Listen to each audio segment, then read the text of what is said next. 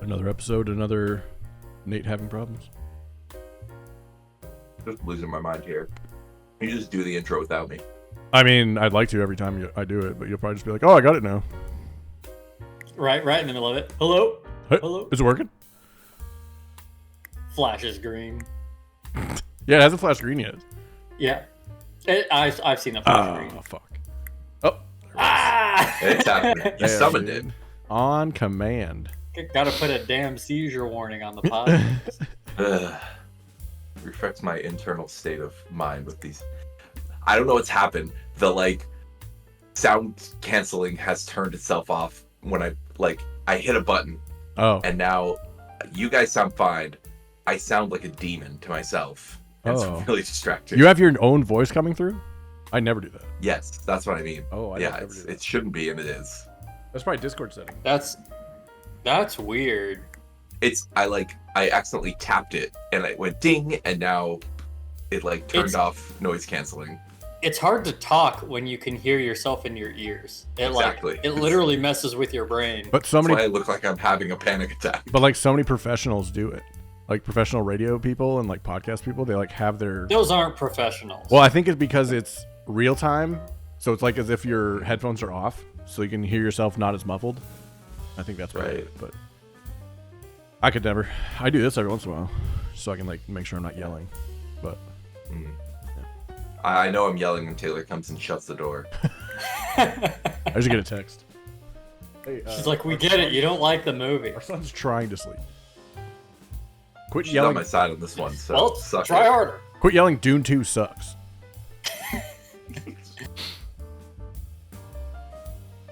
If I said that, she'd come and I was join just me. about to do it. That's all I'm saying. Hey, everybody. Speaking of Nate being wrong about movies that suck. Oh, Nate, do you not like this movie? No. Oh, okay. Okay. I texted Jake mid. What are you looking at? Mid theater. Mid theater. Wow. Because I texted him and I was like, I want to place a bet. You're gonna like this movie. You're gonna like it? You thought? Yeah, I thought Nate would like it. It is kind of up his alley. I think I have an interesting take on this. We'll see. I think it will be a lively discussion. If you quit interrupting me, we can get started.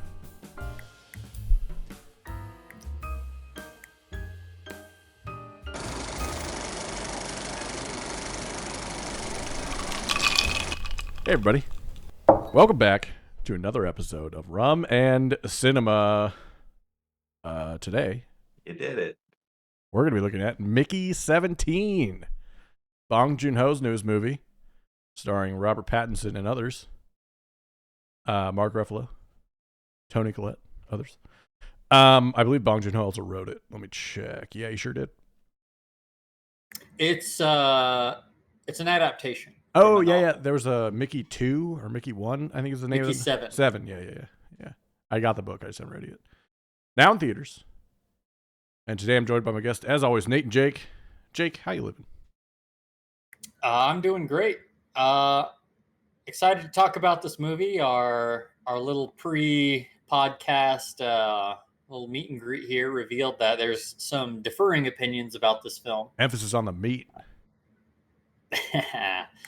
And so we'll see where we end up. I think some of us are going to disagree. It's possible. Nate, how you living?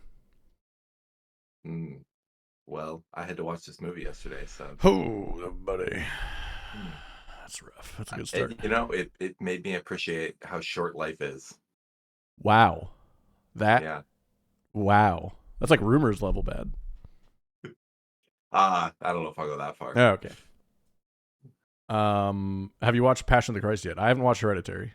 I haven't. I actually forgot about it until you just said that. Well, Easter's coming up. You could do it on Easter if you really want to be timely. You could do it on Good Friday. Easter is also on 420, so. Ooh. Burning bush, if you know what I'm saying. I think that would be cheating. Yeah, you got to be sober. I might have to be high because Hereditary high would be worse. I feel You like. just said you have to be sober. I said you have to be sober. Ah. This wasn't a global you. This was a you. I I think Hereditary high would be so much worse. I was to say that is the thing that would make it worse. So But I'm gonna watch it sober. I'm gonna try to. You do Passion on Acid. You find God. Oh, actually, yeah. There is. No, we're gonna send Right you. there. We're gonna send you wine and wafers, so you can Ah. just do communion the whole time. Or we'll send you water and wafers, and we'll test the theory. Here's a rosary. Figure it out. Guys, I discovered something very important about myself.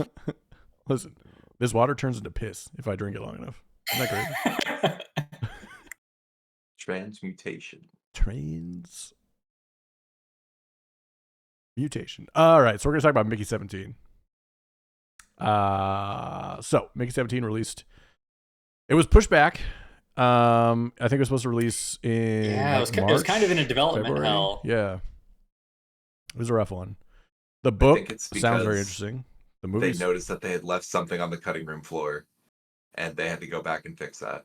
What'd they leave, Nate? Everything. There's nothing left.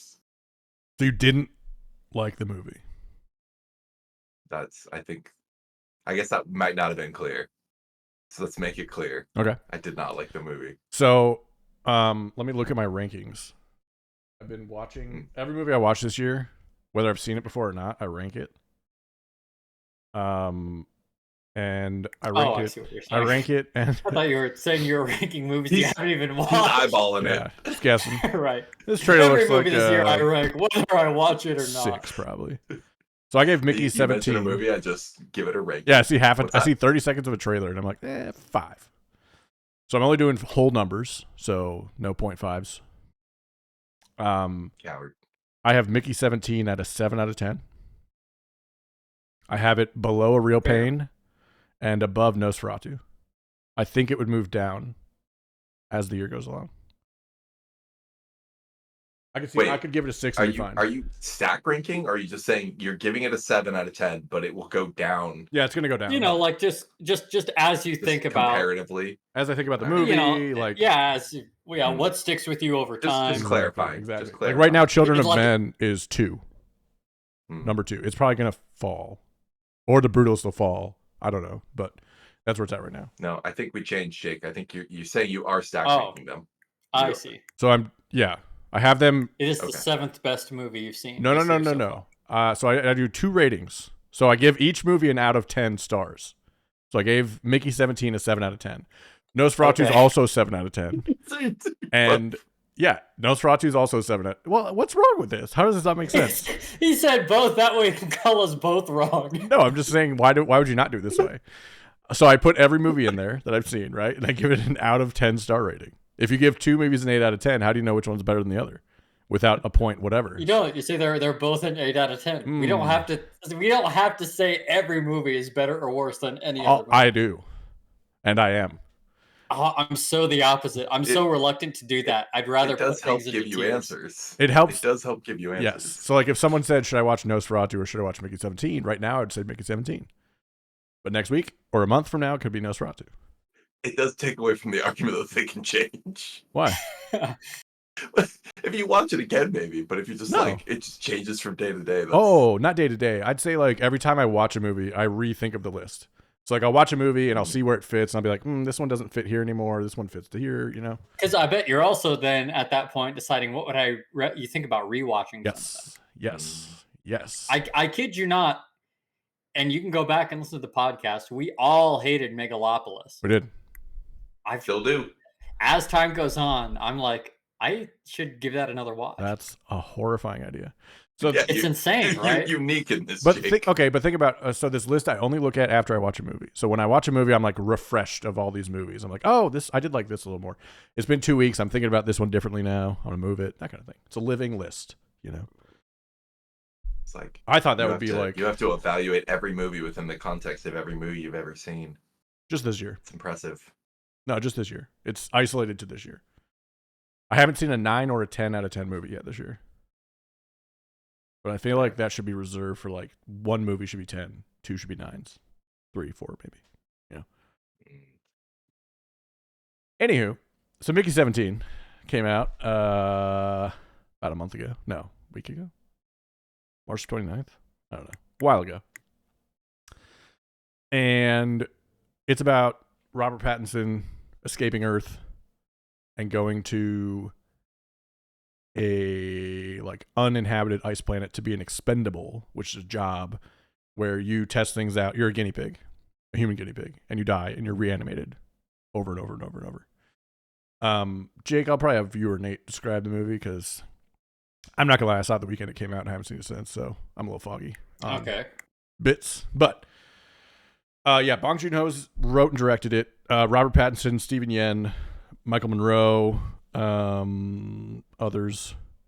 Mark Ruffalo, who I thought killed it. Naomi Aki, who played Nasha, was really good. It's so I've only seen Parasite and Memories of a Murder for Bong Joon-Ho movies. So I am very much in the like gritty, realistic Korean world with him. But he has movies like Okja and Snowpiercer and this, which are like creature, otherworldly, like kind of Guillermo del Toro-y thinking as far as like creatures go. And this was my first foray into that for Bong Joon-Ho. So it stood out to me that way.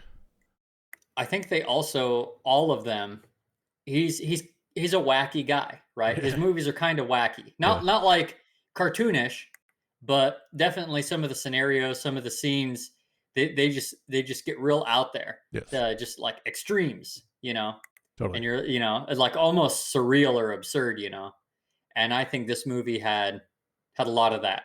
Not all the time, but sometimes a scene. Just a quick mention here without spoilers when he's invited to eat with Mark Ruffalo. Mark Ruffalo, the politician guy. Yeah. When he's invited to eat with Mark Ruffalo, that scene is just it starts getting crazier and crazier. Right? It's over the top. Yeah. I feel like that's also very Bong Joon-Ho. Like that just kind of like that. The whole movie as a whole isn't absurd, but there are times where it's like, this is getting crazy. I agree with that. Nate, how about you break down this movie for us? Get your bits. I think based on the rules, Jake has to break it down. I think based on the rules, I have to break it down. I want Nate to, though. You know what I mean? I want to hear. I don't think Nate could separate his.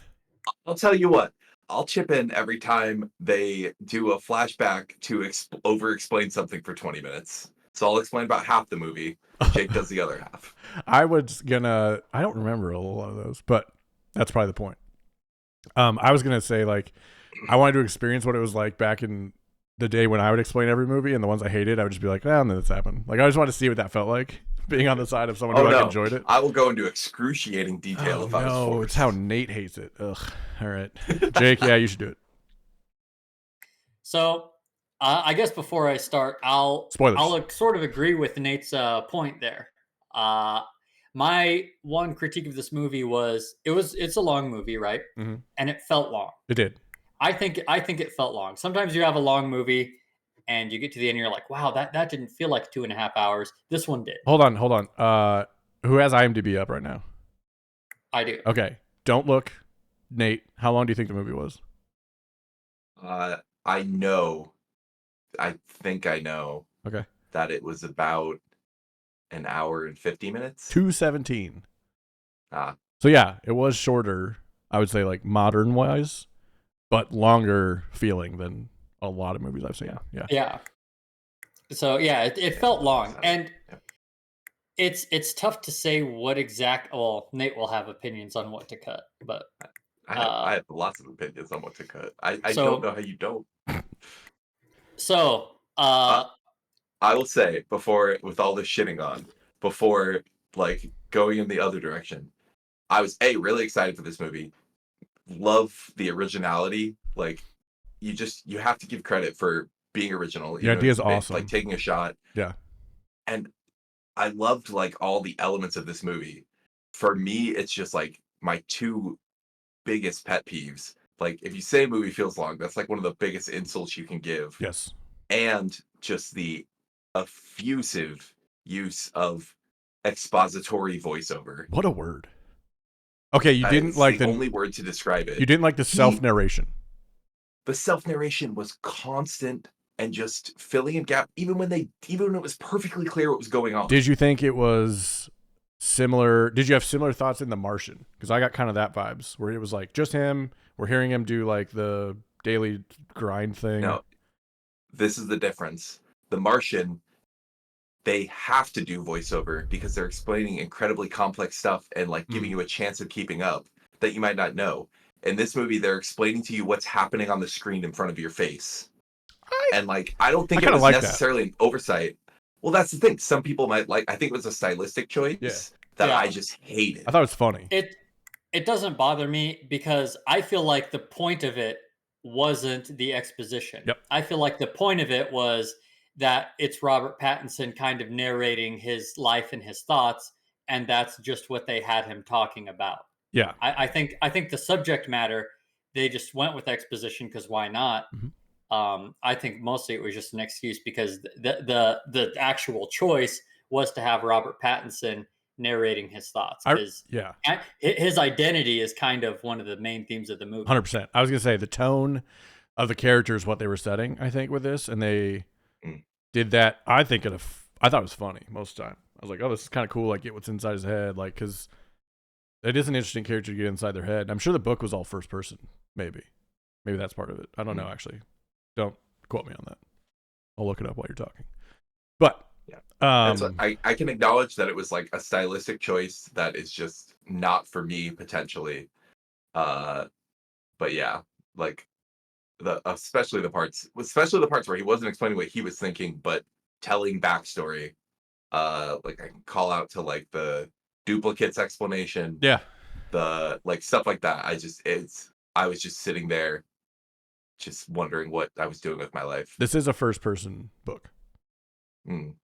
Yeah, and makes sense. And also, to be fair, you're probably a lot more science fiction literate than the average person, right? So possibly. Yeah, so like there's people out there who you start talking about cloning and they need their handheld when Fair enough. Same thing. I've had conversations with people about like magic in fantasy, and I'm like, I'm just shocked at the questions that and I'm like, well, no, you couldn't do that with magic. Like, obviously, the rules of magic are this, and I'm like, well, that's because I'm a fantasy nerd, right? So I'm there's rules to magic.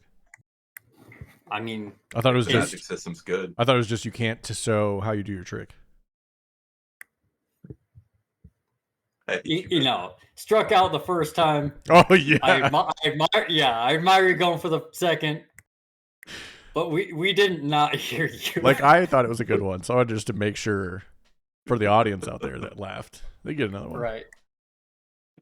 Good call out. Good call out. I appreciate that. All right. So plot of this movie. We have Robert Pattinson as Mickey Barnes.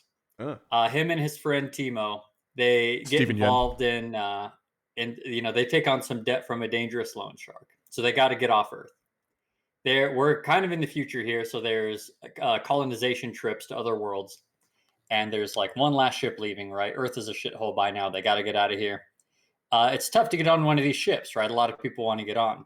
His friend Timo manages to get on by becoming a pilot. Not really, not relevant. It's like sweet talking. Yeah. Yeah. So Mickey has no real talents or skills or anything. So the only way he can sign up is he signs up to be an expendable, and he's not really fully educated on what that is or what it entails. He kind of just signs up for it, knowing it'll get him on the ship. He did not read the T's and C's. Yeah, and it turns out that expendables are basically human guinea pigs. They use them to test things, dangerous conditions that often and by design results in their death. And it seems vindictive at points. It really does. Like a totally logical application of this technology to have him go out and do dangerous jobs, but then they're just like killing him for fun. But was it for fun? Not literally, but I know not actually, but like they're doing like active tests on him. And then every time he dies, they reprint him. They have scanned his whole body. They have uploaded his memories and emotions to brick, Yeah, which was literally brick. yeah, So funny. I think that's just a funny play on Hilarious. words, right? Just call Yeah. it a brick. Yeah. And then so every time he dies, they just print another one, upload the memories, and they iterate the Mickey, right? So it went from Mickey 1 to Mickey 2 to Mickey 3. And at this point, we're pretty far into the journey, and we are now at Mickey 17. I enjoy so much the bit of him being printed out, and like, you know when you print paper and like goes forward a little bit, then back a little bit, then forward again. That was so funny. Every time they did that, I loved that bit. Kind of getting like stuck for a little bit, and then like it's that part hasn't gotten better, but like we can print a person, just that piece is hilarious. I thought you were gonna go straight for the bit of them not putting the support there, the paper just falling out of the printer. That was like good too. when they find the second time when he fully fell out, they got like an actual like out loud laugh from Bill Taylor and I in the theater. When he like flopped out and like they just dropped. They'd and like just, look, fell run over back himself. over. Yeah, that was good. So turns out that the ship they're on, right? It was like one of the last ships off Earth. This ship is spearheaded by Mark Ruffalo's character, politician Kenneth Marshall. Mm. And he's a failed politician, right? He lost his last couple elections. So he decides, all right, I want to go off into space and basically run a colony there, right? They want to elect me on Earth. I'll go start a colony off somewhere else. And him and his wife are batshit, Yeah. right? They have it's almost like a very weird religious thing. He's as the movie goes on, it becomes more blatant. I feel like at the start he was just kind of wacky, but by the end he was very Trumpian. Yeah. And he has come out and said, Ruffalo has, that he wasn't trying to do that.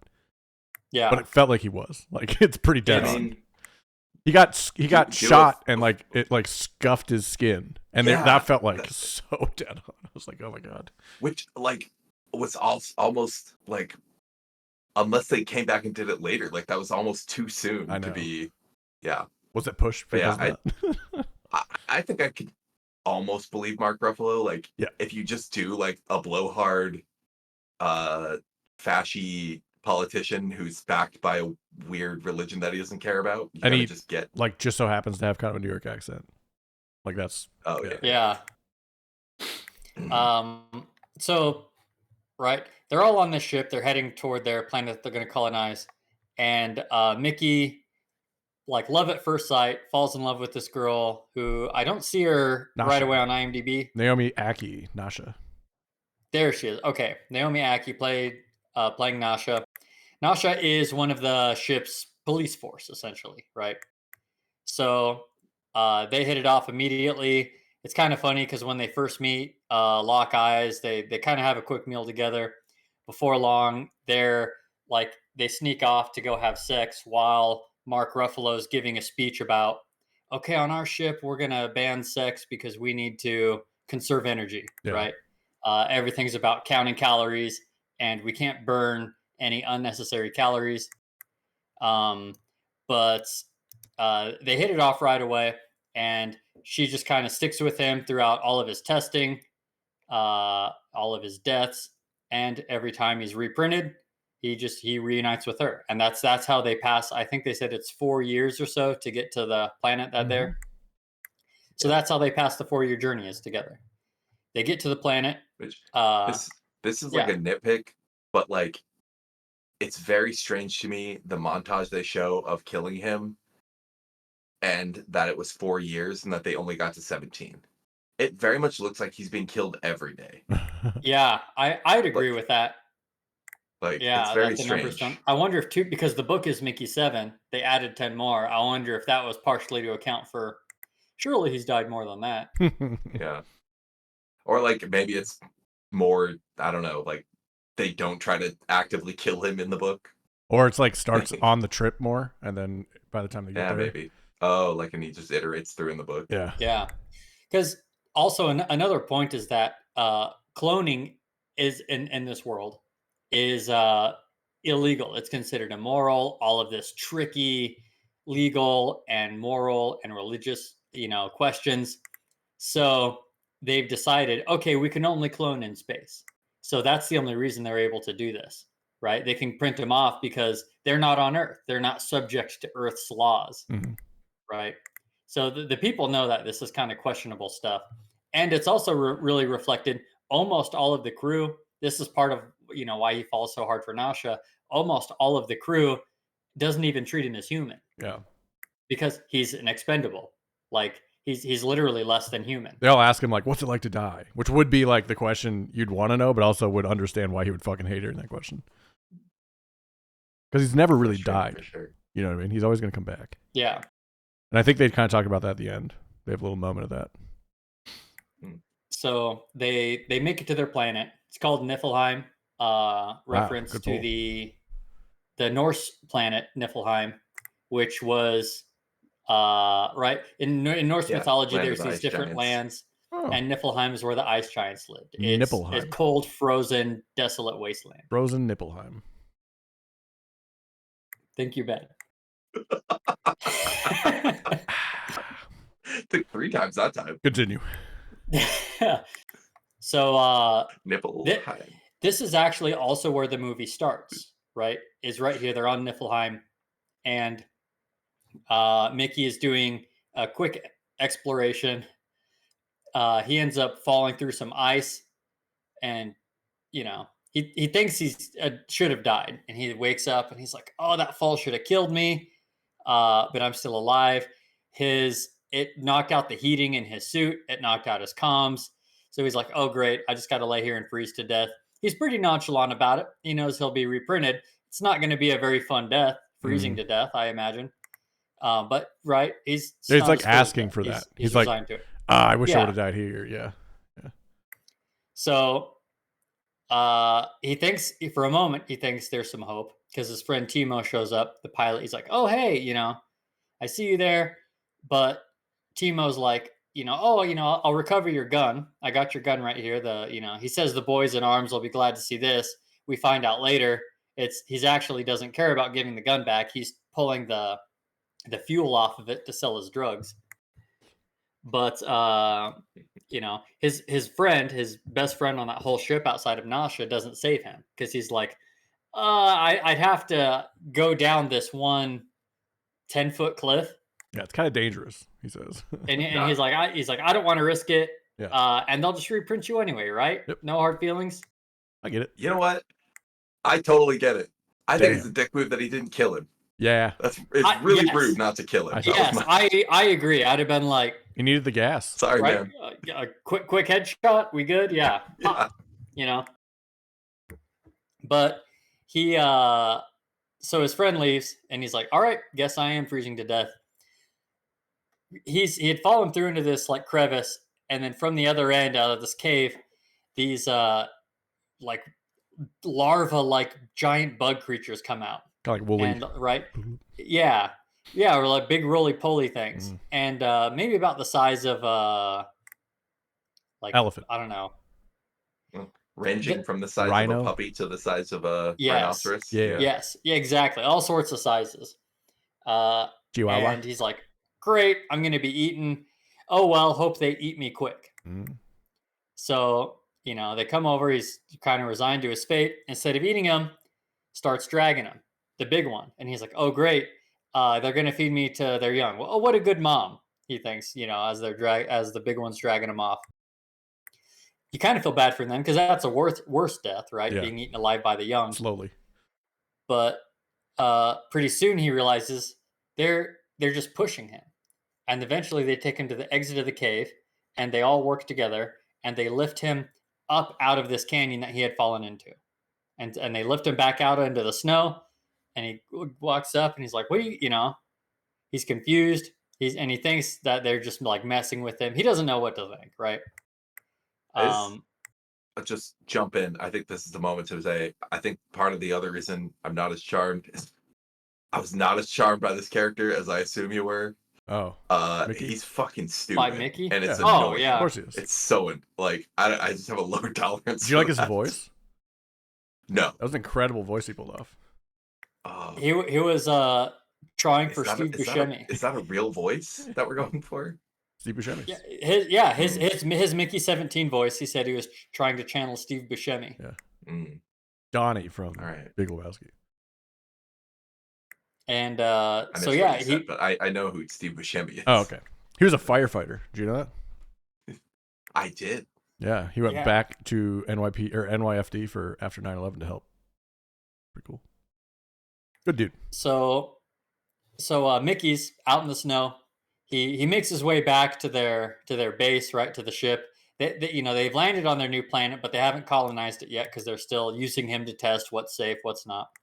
So he makes it back, and he's about to head back in when he realizes they've printed him. He goes back into his room, lays down, and he sees himself. They thought he died, right? He was reported as dead, so they printed out the next Mickey. So now there's a Mickey 17 and a Mickey 18. This presents a problem. In this society, they cannot have multiples, right? There's a backstory to that, not really relevant to the plot now. And if they do have multiples, everyone has to like you can't make any more of them. They both are dead. Yeah. The brick is destroyed. It's all gone. Yeah, that's like their For some decision. reason. If any multiples are found, they just wipe that entire individual from existence, all forms. Mm-hmm. So Mickey 17 is freaking out. Nate logically doesn't agree with that, but that's okay. No, and it's the kind of thing that annoys me, but like it's a nitpick, not a reason that the movie is bad. Good. It's just silly movie logic. Yeah. Though what I do tick against the movie is it could be real political logic though. Or religious logic. What's that? Yes. Yeah, political or religious logic. It could be. It could be stupid political logic. Yes. I mean, yeah. open your news app. The thing I do ding the movie for is that Jake's like, it's not really important to the plot why this happens. And yet we go back and do a 10-minute flashback talking about exactly why it happened. I agree with that. Yeah. I agree. I like I said, I think this movie's, and I think we should have cut out several things from this movie and added more of others. Mm-hmm. I completely agree. So I wouldn't only cut from this movie. I would cut. They have too many little side stories. Yeah. That I think on some level, if this were a TV show, great, have those flashbacks, but it's not. Yeah. Which, because the biggest one you're about to reveal that the second Mickey is like completely different. Yes. I would have loved to have seen any of the other 17 Mickeys. Yeah. And gotten a little foreshadowing. We had a little bit of it because at one point in his inner monologues that some people hated and probably were tuning out, Mickey starts saying that the other Mickeys have had different personalities. He says this after we discover this. It happens much actually, after. You're right. So Mickey 18 is like he's hot-headed. Fucking psycho. Yeah, he's crazy from the get-go. He wants to kill his friend Timo because he betrayed us, and he's the one. We're in this mess because of him. He doesn't want to put up with any shit from anybody. And his first course of reasoning is let's kill them, right? Mickey 17 is extremely passive to the point of being annoying. It's like the dude is a huge pushover. Doormat. And so 17 is freaking out because he's like, if we get discovered, we're dead. 18's like, no problem, I'll just kill you, and then I'm the only one. They have a bit of a scuffle. In the scuffle, they're almost discovered. So, it's kind of a little wacky fight scene. Yeah. In the process, their friend Timo finds out that he's multiples, but Psycho, Mickey 18, gets him to agree, hey, I know you've been selling drugs. We just caught you doing it. So if you want to keep doing that, then you keep your mouth shut about us. The ultimatum. The girlfriend, right? The girlfriend is pumped. Mickey 17 makes his way back. This is where he has the bizarre lunch. Yes. Yes, because 18's going back. This was hilarious too, because 18's going back with Nasha, and 17's trying to beat him there because in his head he just keeps thinking the things that this is gonna do to my Nasha. Yeah. It's disgusting what he's gonna do to her. Because Robert Pattinson, he's a little freak. Damn. And Mickey 16 threw down. Right. So 17's trying to make his way back. He gets stopped because apparently he's the winner of a monthly drawing that they do, some sort of employee of the month kind of thing. Sure. And he gets to eat dinner with the leader of their thing, right? He gets to eat dinner with Kenneth Marshall.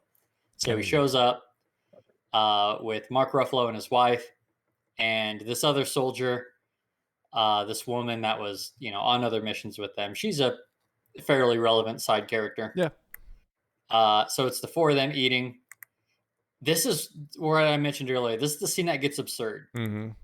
Because Mickey's eating like a freak. Yeah. And to be fair, he's been out in the wilderness, right? Well, He's and been starving. They've been rationing him too. They've been giving him less food than anybody else. That's from the right, he's start, been like on the half food is rations like and, He's like garbage. 1,000 It's like, calories a day. like a granola bar too. Like So made of shit.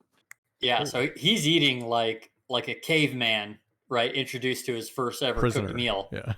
Taylor couldn't even watch this scene. Yeah, it was disgusting, and he's The way he was eating, the disgustingness of it. It looked like a piece of raw liver. Yeah, I think it was. yeah, it did, and it was they alluded that it was like a lab grown meat. Yeah. Beyond. So while they're talking, Mark Do you think- Ruffalo is talking to. Yeah, go ahead. Do you think if Bed Bath & Beyond started selling burgers, they would have survived? Go on. They just throw burgers with a piece of paper on the Bed. end of the. Bath Beyond Burgers. And beyond. So, as he's eating disgustingly, Mark Ruffalo starts talking to the woman soldier that's there with him, and he just starts going off about some creepy eugenics shit. Like, and it gets very Racist. it gets very he's basically kind of implying, okay, our colony is going to be nice, pure people, right? It gets very white powery. Mm-hmm. Nasha's black, by the way. Which is, I was gonna say, well, it's hilarious because it's like white powery without apparently the white part, because he just and always careful to say pure. And like the crew is all over, like the crew is not all white, and but the only ones he could have picked. But all the ones that are in dangerous jobs, not white. Yeah. I actually didn't notice that. That girl has the same job as Nasha. That's what I was thinking. She's a cop too. But you never see her on patrol. We never see her do anything like that. Nasha's always sent into front line. She was on that mission where the she's girl on the died. mission where the other her person dies. Like, but they were upset because the white girl died.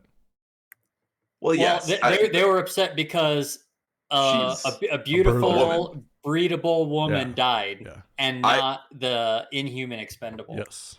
I will grant you, Ben, they would probably have been less upset if Nasha had died. Yeah. That's the vibe they give. Yes. But also, I he agree. does say that he thought Nasha was an exemplary.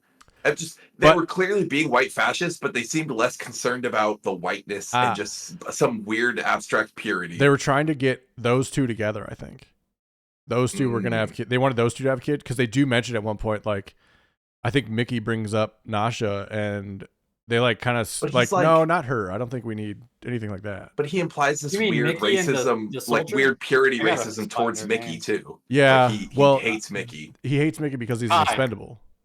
Yeah. I'm saying that's why I don't think he wanted them to get together necessarily. He didn't want Mickey at all because he hated Mickey. Sure. And in fact, I'm sure there was a skinhead that he was lining up. Right. Probably. The religious guy. Probably himself, in actually. fact, partway through this meal, Mickey starts choking, coughing, and it turns out they're testing the food on him, and it's not yet done. A sauce. And he, he's about to die, and it's this whole scene. This is like it crescendoing into absurdity. Yep. Mark Ruffalo pulls out his gun. He's going to shoot him. And the wife is freaking out. She's like, no, not on this rug. So she's unraveling the rug. The other soldier, Kai, this is really her first time seeing, I think, firsthand how the expendables are treated. Yeah. Because she's kind of freaking out. She's like, you can't just shoot him. She gets ordered down. She's like, all right, fine. They're about to shoot him. And Mickey's like, oh, I'm feeling, he manages to convince him, okay, I'm feeling fine. He stumbles off. Kai takes him away. How he survives all this. Like, he's very durable. Didn't they inject him with something that was supposed to cure it? They gave him a pain thing, too, which almost kills him, too. They gave him a pain thing to test. Explode. That's true. They were testing a painkiller on him. He got over it so fast. That was that tea. Yeah, dude. That tea was awesome.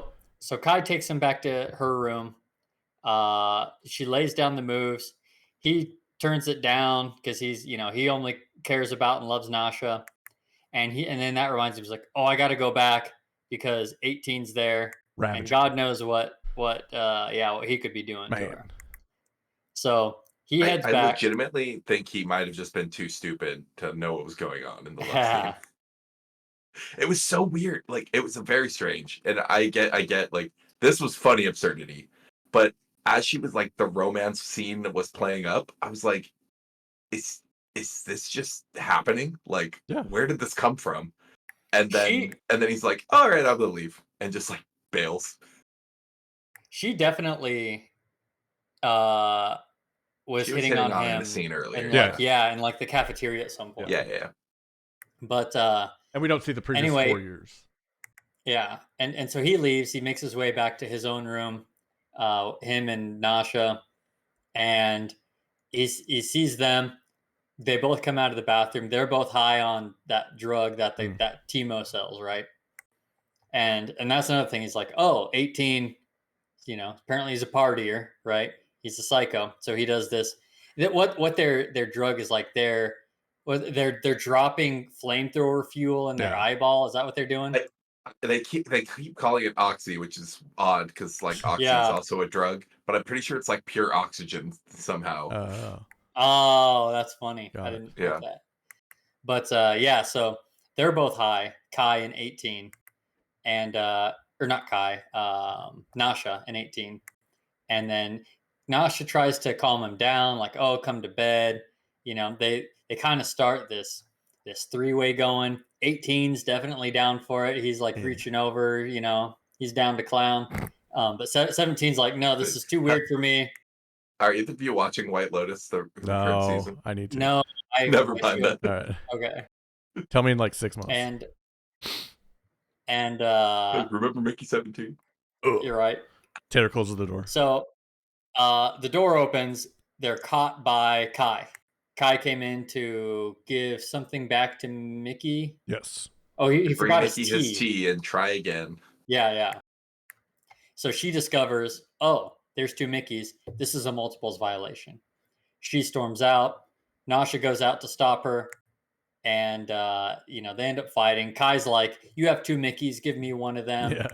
Nasha's like, no, they're both mine. And while they're arguing, 18 decides, oh, I'll go kill. I don't know what's his job. The mayor, the head, the leader. The captain. Yeah. He's like, oh, I'll go kill him. Mm-hmm. So he grabs Nasha's gun that she left in the room and he starts marching off. To give Mickey 18 any defense, it is in reaction to hearing how he treats Mickey 17. Yeah. But it's really how he treats him. Oh, but yes. Like, he's pissed that that's how they're being treated. Yeah. So he 17 goes to stop. He's like, all right, we have to go stop them, or he's gonna get us caught, right? And he's gonna go shoot it, which 17 doesn't want, right? He wants no violence to anybody. He ends up they catch him he does like a Tonight Show, right? This I keep on calling him Bruce Ruffalo. Mark Ruffalo. Bruce Banner. Mark Ruffalo, he's a huge egomaniac, and he on their ship he hosts a Tonight Show type of thing, right? And he unveils this big rock, and they're going to carve all of their names, most of their names in it. He says, The desirables. He says, yep. He says, almost all of us will be remembered. And so, part of their show is he's unveiling themselves, opening up the rock. Well, they open it up, and there's a creeper in it. One of those bug-like creatures. They decided to name the creepers. A baby one is in there. He had been living in the rock. And so now there's one on the ship. Everyone's freaking out. Mass panic. 18 uses the panic to try and shoot. He is stopped by, 17 knocks him out, right? They have a whole action scene. Some random guy knocks him over. Was it? Oh, okay. I was thinking it was. But I don't think it was because he was trying to stop him, was it? Was it just like in the motion? It was. Okay. It was. So they end up catching, there were 2 creepers in there. One died, who just got blasted with bullets. The other one they catch. Tragedy. They catch both of the Mickeys. They, in that ruckus, they discover there's 2 Mickeys, catch the multiples, and they catch Nasha because she, aided and she clearly knew. Yeah. Yes. So now they're all in prison. the multiple Mickeys and the Nasha. A little scene with Timo coming through, Yeah. but again, not really relevant, Yeah. right? He I'm not. just gets 5 minutes every here and there. Yeah. Yeah. Like, we paid you. So Go on in. It yeah. has zero effect. So they end up being brought to, right. It's with the captain. He decides, all right. Oh, now that they've captured the baby creeper, their whole ship gets surrounded. Yeah. And they're just every window they look at, as far as the eye can see in this frozen wasteland, there's creepers of all sizes just surrounding the ship, kind of being weird. And leader Mark Ruffalo, he's talking about, all right, we're gonna kill them all. We're gonna establish our colony.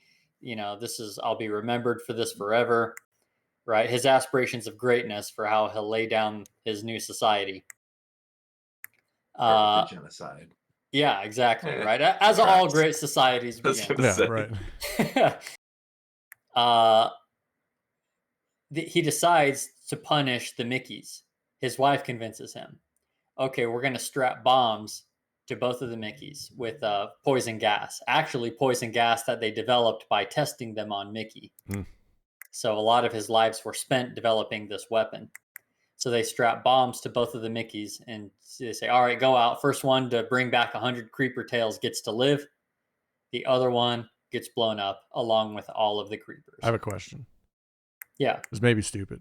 Do you think cloning would speed up evolution, or no, because it's the same thing being recreated every time? Like, you're not like gaining anything. I mean, human evolution has pretty much stopped. But do you think if we clone someone over and over and over, like would they adapt to anything that happens to make them die? They wouldn't, because they would just be like the same thing reprinted, right? It'd be like going back to zero every time. Their traits wouldn't change. Okay. Because for evolution, your traits have to be genetically selected for. Right. They have to die and not that continue. Would be happening. Rather than, right. I got you. Right. As a single person adapting to circumstances isn't really evolution. You could breed a whole new race. Just clone one person, throw them into a situation, see who survives, take those ones, and clone them. Oh, damn! Would that speed it up? Now, I don't know. So the two. Yes, just because if you're not waiting for it to happen. Yeah, right. That's what I'm saying. Like, skip the whole 80 years in between generations. Pop, pop, pop, pop. I don't think you wait 80 years between generations. You know? He's got a point. I guess think it's like you wait 20. 25. Yeah. It's 25 to 30 anymore. Yeah, it's true. Really, we're slowing down evolution. Right. Not Elon Musk. So the two Mickeys are out there. Mickey, you're so fine. And they want peace, right? They know something weird's going on with all these.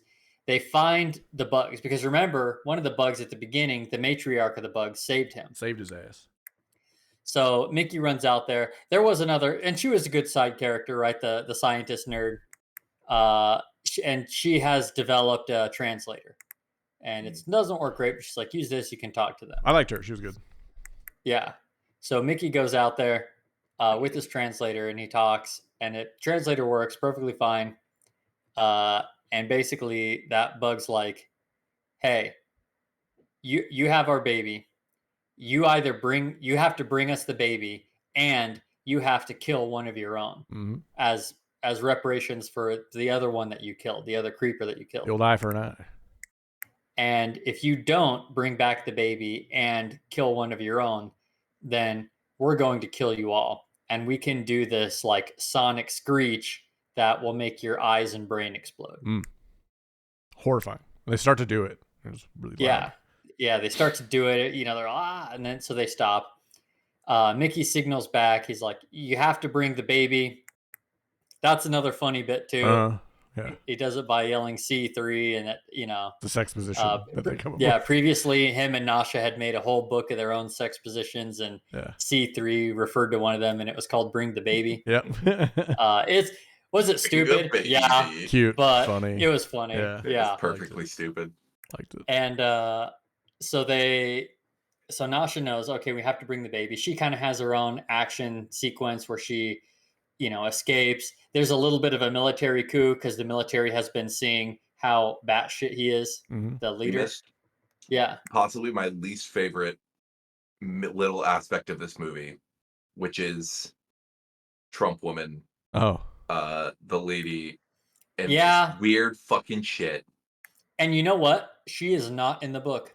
oh, That I assume she had to be in the book. interesting. Nope, she was That was my first completely thought. added for the movie. That you know, Interesting. because I didn't hate her. Like I got what she was doing, but the sauces thing, Yeah, like it was a it weird- makes I me agree. I angry don't to get think it. about it. It's a weird It's choice. weird. Yeah, you could take her out and she'd be fine, and she wasn't in the book. And same thing too. But The then, weird. what would they be sent out to do other than collect 100 tails for her sauces? I mean, they could just say go out and the first one to kill 100 creepers and comes I know, back. I was being Oh, I see. sarcastic. I was like, okay, so I see what you did there. so they have a little coup. Nasha, man, the military, they kind of arrest they arrest the first lady because the president's on his way out. He's like, Mickey shouldn't be out there negotiating with the leader. I should. And his plan isn't really to negotiate. He just wants to go out there for the photo opportunity. Yeah. To look like he's negotiating before he, rains fire and brimstone and poison gas on them. So he goes out there. After he heads out there, Nasha, has her own action sequence. She grabs the baby. She escapes. She's running to bring the baby to them. And Mark Ruffalo's trying to bazooka them down. They have this cool maneuver where they all the little ones form into giant swarms. Yeah. And they also swarm over the big one. And then they all kind of go in weird erratic patterns. That way they can't tell which one is actually the matriarch, like big pretty sick. shuffling cups. That was cool. Is that a real thing in nature, I wonder? That's tight. I don't know. I feel like there probably is an example if we look, but I don't know one offhand. It would have to be ants or some bees, like some eusocial insect. Yeah.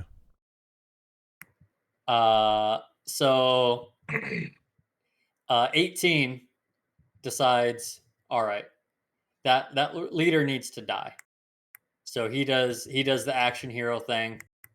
He runs up, he's a badass. Yeah. He takes out their whole, their giant snowmobile cruiser, takes out everyone on it, and he does the heroic sacrifice, blows himself up.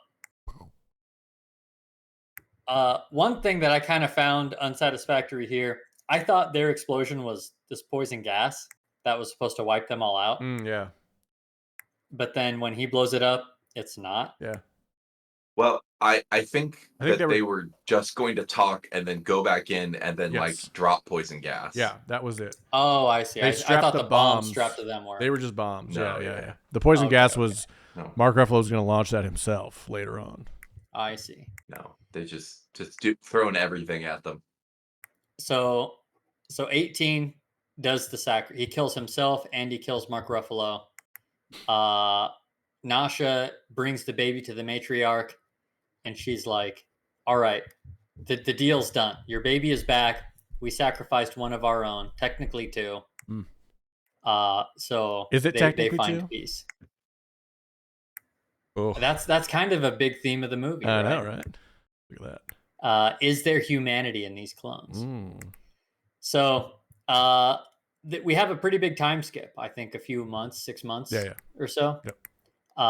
And then, right. So now we're back. They're having a ceremony. The people now live in peace with the creepers, with the bugs. They're talking to them. They're learning from them. They're having a ceremony because Nasha, who is now not only on the committee, but the head of the committee, their ruling governing body, has decided they've managed to ban the cloning technology, and they're going to blow up the clone printer. And also the act of blowing that up is also breaking ground for their new permanent base. So movie ends on that high note. Yep. There's a weird dream sequence that should have been removed. The movie does not end on that high note. Yeah, that's where it should have. It ends on that high note, but right. Put it in before. The penultimate thing is a weird dream sequence that should have been removed. Fair enough. Yeah. That's right. They cut it right in the middle of it. Yeah. Because they were like, we cannot end the movie on this. Yeah. Why they did it at all, I cannot. That's most baffling. It's another thing that goes away when you remove that woman. as a character. Yeah. I don't. saw one understand. take on it.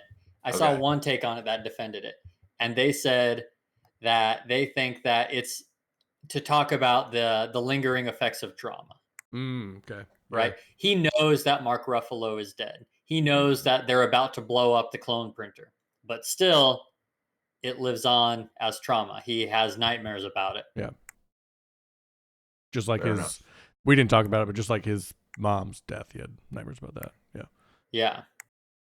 And again, there are so many little themes that I skipped Yep. or mentioned, but then said, and then this happened, but I'm not going to talk about it. Because I'm sure in the book The it was movie- like a whole chapter for Yeah. the setup, and then 6 chapters Yeah, later it was exactly. a nice payoff. Yeah.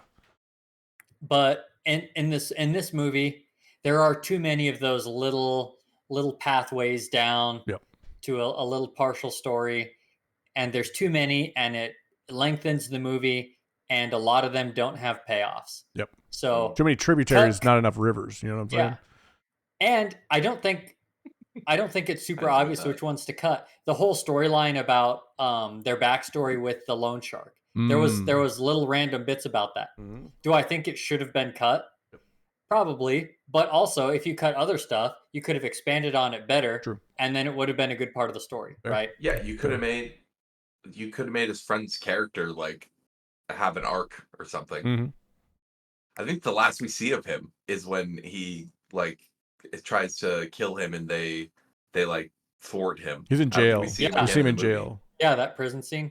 We see him in the jail Oh, cell. that's Oh. right. They have the conclusion Yep. of him defending himself Yep. that they tell us about for no reason. Well, you just asked the question, and there you were answered by the movie. in I fact. was saying he could have had an arc. That He wasn't did. an arc. He didn't change. He Oh. got away with it. Well, yeah. Yeah, Sometimes Yeah, he didn't cheaters change those prosper. times. Describe his arc. He Cheaters did not have an prosper. arc in that movie. Cheaters prosper.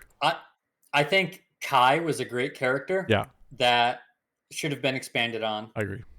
I think the scientist. I think She was great, and I actually don't think that she necessarily needs more. She doesn't have an unresolved arc, I feel like, but I feel like they should give her one. Yeah, the we like. movie would have benefited from just more of her. Yeah, for sure. Exactly. More of the like we're just part. The other thing is we're just like there's so many fun sci-fi concepts in this movie that are just squandered. Should have been a series Like for sure. like the clone stuff is like not in service of the story. Like the main story to me was like the political stuff. What if the like, first? So the main focus. what if the Go ahead. show, the first 4 seasons are each a year on the ship, and then the last season is the end of the movie? I think that'd be perfect. I think 4 seasons of the ship is too many. Think so? Yes. If you're not shown the ice part in the beginning, you don't know anything about it. You start at, hey, the idea is that we have this person that we can exploit for dying, and they're going to die 17 times by the time you get to the last season, the start of the last season. 17 times over 4 seasons, 4 per season. That's pretty good. Is it? I guess. There- Yeah, but there you'd have to it would come be a up very with different other thing. storylines. Oh, Let's say 100%. there'd be a lot 100%. to go on. Yes. Like- yes. This isn't something. This like Your A story honestly is isn't easy. something where I'm like. There's some movies where like, oh, I wish this was a TV show so we could explore all this. I'm not like dying to be in this world. I'm just annoyed that they didn't do more with the core sci-fi concepts. Sure. Like this should have been all about. I think it should have just cut all the political stuff. I don't know if it's in the book, and it should have been about the weirdness of like this dying and being reanimated. And then when you get the 2, like, what do you do? I did like being reminded of like the ethical conundrum of cloning. No, that like that should be talked about in the world, but like the character of the political, like the I see what you're Trumpy saying. character. We don't like, need that person to be the I catalyst didn't for dislike that it. I thought it was funny, but like it's just distracting. It just seems like wasting these sci-fi concepts on this throwaway joke. I got you. And you know, because there was that big theme of like this fascist, really religious, cult-like, you know, and you know, very very prescient in these days. But I agree. We have a lot of stories about that. Yeah. And this was something a lot more unique that was sci-fi. We don't see a lot of sci-fi like this. So I would have liked to see more of a focus on the sci-fi aspects. There was, I feel like, a big theme about right, the individuality of Mickey, because it's something that he struggles with for the first time. He never cared about dying. Mm. He was always fine with dying. He dehumanized himself to a point. Yeah. Then when he meets 18 and he realizes for the first time, because he's like, to me, whenever I died, I just get reprinted and I wake up. But now I know that when I die, it's going to be you that lives on. It's not going to be me. His consciousness ceases. The philosophical questions around cloning are like some of the most interesting sci-fi philosophy things around, and they spend no time dealing with it. Like, I mean, we just talked about it, Tom, right? They spend time dealing with it, but not as much. He literally says those exact words out loud while they're fighting, and then it just turns into a wacky comedy.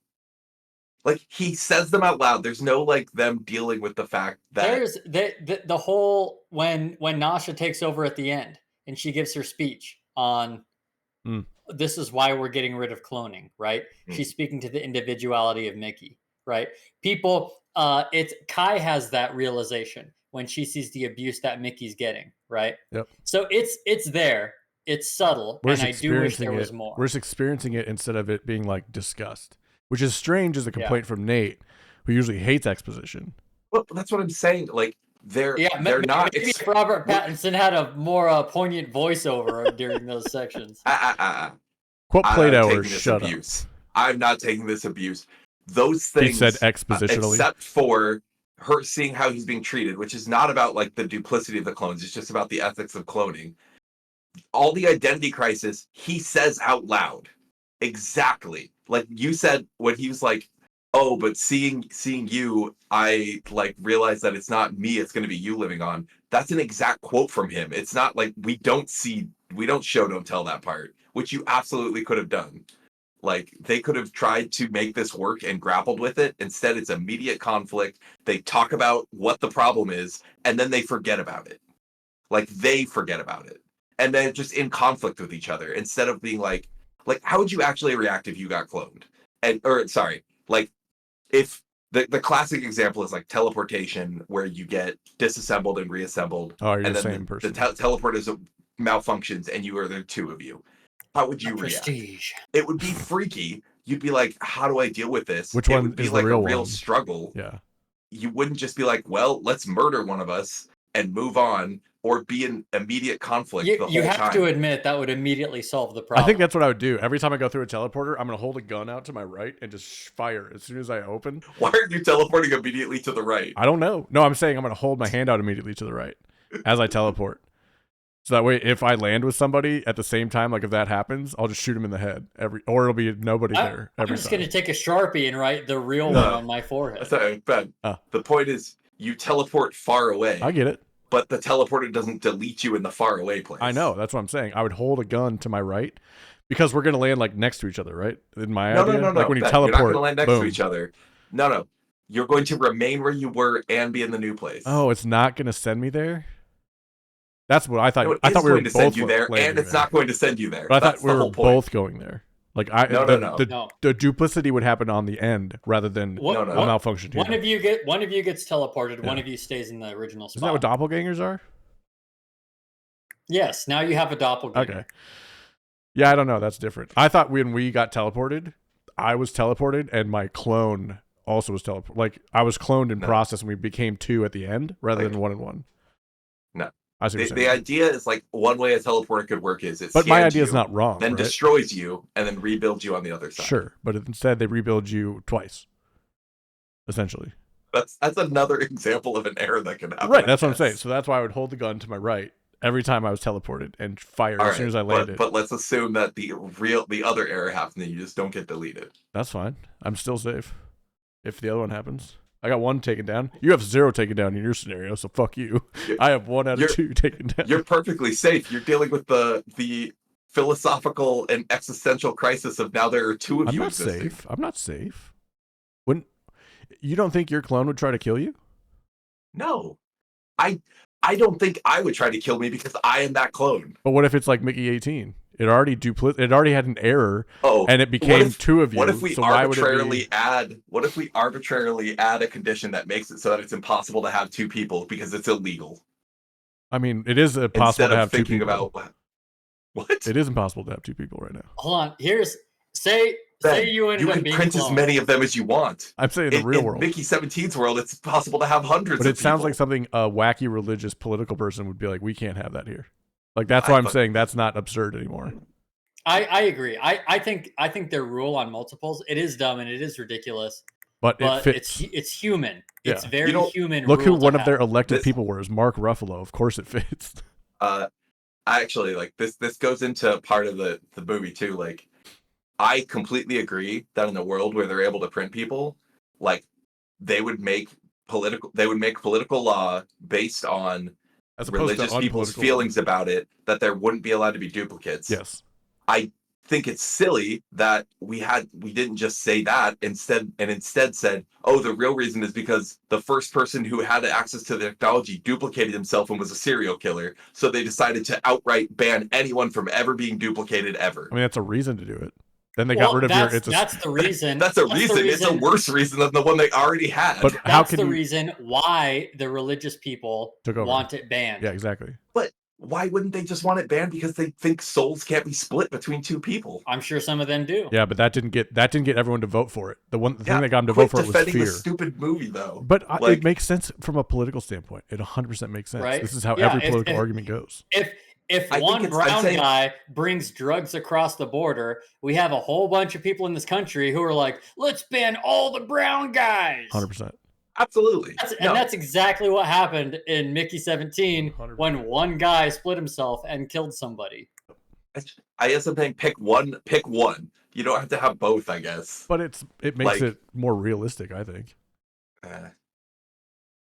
I think it's less realistic if they just said... I'm not grudging the analogy. We can't have it. I'm saying they had another reason that also fit.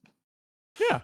That's right. Every But again, I don't know if that's from the book or if that... Because to me, that screams Bong Joon-Ho wackiness. Right. I do want to read the book. Right. Now I'm more interested in reading the book than I was after watching the movie. I'm very curious about the book.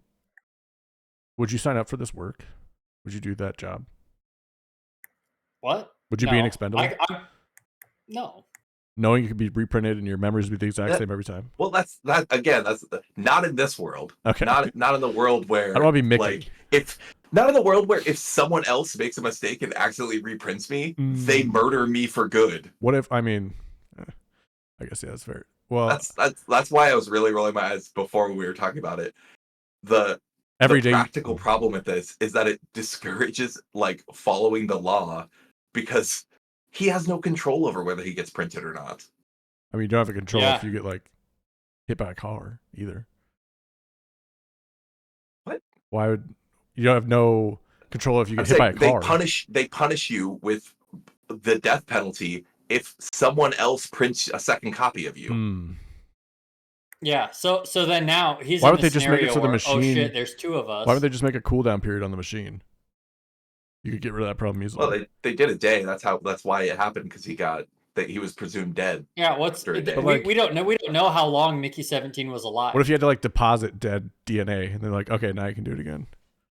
The body wasn't always recovered. Yeah. What happens if you lose the body in space? Actually, because in this case, they thought that the body had been eaten by creepers. Give them a watch, and if their heart rate goes to 0, then you can do another one. Oh, but if you take the watch off. Yeah. You are proposing several reasonable, easy solutions to this problem that they chose not to implement. All right, cool. I'm a writer, guys. I don't know if you know that. This is the problem, though. It's like there's so many easy ways to solve these problems. Okay. So you wouldn't sign up for this job, is what you're saying? It's like it's like the Louis C.K. joke, where he says that if people weren't if people weren't so hateful and disgusted by pedophiles, then they would have less incentive to kill the kid afterwards.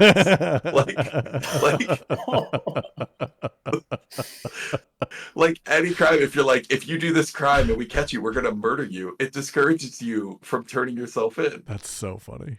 That is so funny. I also just saw scrolling through the IMDb, the guy in the pigeon suit. Yeah. in the movie? Yeah. That's Tim Key. Sure is. He was on Taskmaster. Uh-huh. He's that British comedian. Yep. He sure was. Because I thought I recognized his voice. I looked it up. And it is. Oh, the dad in Better Man was in Taskmaster too. Yes. Yeah, we talked about that on that episode. Yeah. Oh, we did, yeah, because we couldn't figure it out when we were watching the movie. Yeah. So, That's funny. Nate, out of 17 Mickey 17s, what would you give this movie? I don't know, man. It's the thing. It's the same. Is it the conversion rate? Because Because like 10 to listening 17. Jake go over all the best parts in the movie. Yeah. I'm like, I did, because again, I recognize there are good elements in this movie. Sure. It's the movie itself that ruined it for me. Sure. Yeah, like the editing and the choices. So like, there are good things, but it's still pretty. Like, I had no interest in watching. It was funny. Man. It was such major. When you were like, yeah, I mean, I get why people like it, except for the editing and the choices. It's just like those are pretty major. That's why I said I don't like this movie. I'm saying I acknowledge there are good parts in this movie. Yeah. They had good bits, but. And an enormous shout out to Robert Pattinson. I think he was phenomenal. I do too. He was really good. He was so good. Playing two, because 17 and 18 were two different characters. Yep. Yeah. Yep. Agreed. It's weird. I do think I really enjoyed his performance until the split. It's like he played up the patheticness of the dumbness of 17 to like play up the difference. Before that, he seemed kind of like downtrodden and like, I don't know, kind of like just floating through life. But like he still seemed more just like a person. Well, to me. Could be because we never saw him in a confrontational. We saw him in a couple confrontations earlier. Like, it makes sense that he changed when he's being cowed. Yeah. But I didn't like 17 and 18 all at any point when they were together. Okay. Yeah. I'm not no knock on his acting. They just drove me nuts. Got it. Fair. But before that, he seemed like more normal, I guess. Yeah, that's fair. Jake, how many 17s would you give this? It's a fitting number scale because there's way too much in this movie. So you give it a 6 out of 17? If we're scaling it by 10, yes. Do that math real quick, Ben. The fuck? That's like a 3 or a 4, I'd say. Oh, okay. I want to give this. Oh, like go back to 10 from 17? I was trying to do that as you said it, then you confused me by the way you said it, and I was like, wait a minute. I'd give this a 13 out of 17. That's pretty good. I would have given it whatever 7 out of 10 is. So 70%. You play up this bit, and then you just immediately play up this bit, have me and Nate give it out of 17, and then you're like, yeah, that's great. Well, anyway, I give it a 7 out of 10. Comedic genius. That's the funniest. It's an 11.9, Ben. Oh. So you lower than Jake. I think that tracks. That's how we talked about it. Why is that funny? I agree. Why is that funny? What? I don't get what happened. You had the scale. You insisted that me and Nate rated it at 17, and then you're like, well, that's cool. Anyway, I give it a 7 out of 10. I see what you're saying. No, I was in my head, I was going, I gave it a 7 out of 10, so that means in a 17 scale, but I didn't say that part out loud, so it was funnier. Yeah. Not on purpose. I just forgot to say it. One of my takeaways from this movie was I think it is one of the most unique movie experiences I've seen in a while, which is really cool because I don't think any individual piece of this movie was unique, right? Cloning has been done. The political aspect, the fascism has been done. The bug part just felt like Starship Troopers. Except the bugs were good, and this is not bashing the movie. The bugs were the best part of this movie for me. I loved them. Yeah, I agree. They were really good. They were so cute. So while everything kind of reminded me of something else, I think they all came together in a way that was just incredibly refreshing. I think it was a pretty unique movie experience. Nice. I think part of my takeaway is that I keep getting pissed because I think it was a really original and interesting movie, and I'm so glad it got made. And it makes me mad that it's not like Everything Everywhere was out there and like a smash hit. It was the one that like has broken through and is very commercially successful. Yeah. Like I keep getting mad when I'm like, oh, this looks so unique and cool, and then I go and I don't like the movie. It makes me angrier than like when I see a Marvel movie and I'm like, fine, fucking fine. And Like, that's because I think they spent 120 million dollars on this movie. They gave Bong Joon-Ho 120 million dollars, and they said, "Okay, you just won Best Picture. Have fun. Make whatever you want." Have fun. Yep. And this is what he made. This is the Beau is Afraid of Bong Joon-Ho. Yeah, this is his megalopolis. Yeah. You did The Godfather. Are they gonna make 120 million dollars on this movie? Worldwide box office is currently 121 million dollars. Okay, I'll take that return. So they barely made money, right? Is this considered a commercial success? Probably not. Today it might. This day and age, making money on your movie, right? That's pretty good. So, I want to see more movies like this, right? Yeah. Is this one a 10 out of 10? No. But I liked it. Is this the one where thank God. I'm glad I watched it. Is this the one where like the movie you want to get your friends to watch movies like this, but not this one, and you're like, oh, start with this one. This isn't what I would start with. This isn't what I'd be like. Do this one first. I gotta show you this one, so then you really appreciate the next one I show you. I've only seen 2 other Bong Joon-Ho movies, and I would definitely give those 2 first over this one for him too. I mean, they're so different. Like, yeah, they are very. Parasite is so different than this. I didn't get any creatures. In respect too. I appreciate it. Oh, that's so good. Director who could just go all over the place instead of doing the same thing over and over again. Yeah. I was so relieved. Snow White has made more money than this movie. Oh, that's made 145 million. Yeah. But just had to get all the children. Its production budget was $270 million, so it's tanking hard. Hasn't made more money. That's yikes. No, it has not made more. It has grossed more money, but it has not netted more money. Yeah. It is failing spectacularly. Well, on that note, that was Mickey 17. We're gonna play a game. I thought, you know what would go good with Mickey 17? Let's name movies. So this movie game is called Prequel, Sequel, or Remake. I'm gonna give you a franchise. You give me any prequel, sequel, or remake in that franchise. I'll give you a point. You can get as many as you want until you say stop. But if you get one wrong along the way, you lose everything. Tension. Okay. And at one time... Wait. Go ahead. When we lose everything, does that include what we banked from previous questions? Nope. Okay. Current. How specific? How dead on do we have to be with titles? I'm going to be I assume that makes sense in this one. I'm going to be very stringent on that. So you can't say like Fast and Furious 7. That ain't it, bruh. Should we do a steal? If you get it wrong, or if you get it wrong, only if you get it wrong. That's where all the tension comes from. Okay, if you get it wrong, they can steal. But if you bank, it's yours. Nobody can do anything. Oh no, I think, and it's your game, Ben. But I think once you give up, if they can name another one.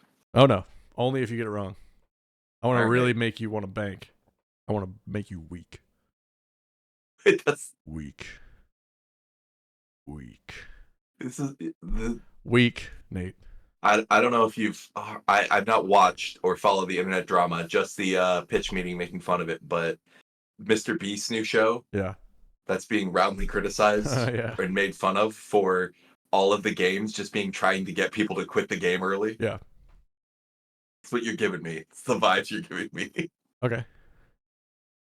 There's going to be a lot of 1 and 0 point. I want you to give up. Guess we're going to get a lot of views then if I'm like Mr. Beast on YouTube.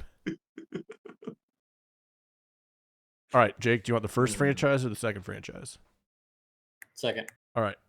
Saw. Okay. Good. Happy I didn't get this one. Saw 2. Yep, you can say the first one too. Saw. Yep. Saw what? Saw 3. Yep. Now it gets interesting.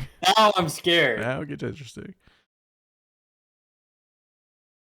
I'm going to bank. Put the pressure on Nate. 3 for Jake. See, this is fun. You already feel it. What else was there? Let's go through it. Saw 4, Saw 5, Saw 6, Saw 3D, Jigsaw, Spiral. I was going to say Jigsaw, but I was like, I don't trust it. Saw 10, and coming soon, Saw 11. Wait, they skipped to Saw 10? Yep. So they... Okay. What, it's 7, 3D, Jigsaw. They're 10. correct. It's 10. It is the 10th They're one. doing the Yeah. Windows model of naming. Well, get ready to see another one. Nate, you get the first one. Jake got 3. Keep that in mind. Mhm. Nate, yours is the Fast and the Furious franchise. God damn it.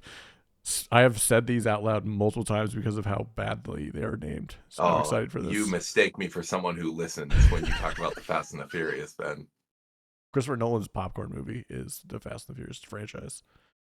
So I'm in good company. I don't know. Here we go. You get one at least. Come on. Yeah, Fast and the Furious. Too Fast, Too Furious. Yep. I already don't know. You got this. Do you want to go again, or do you want to? You'll. No. I'm gonna think. I think I'm gonna skip the third one, Okay. but I think I can come up with one more at least. I know you can.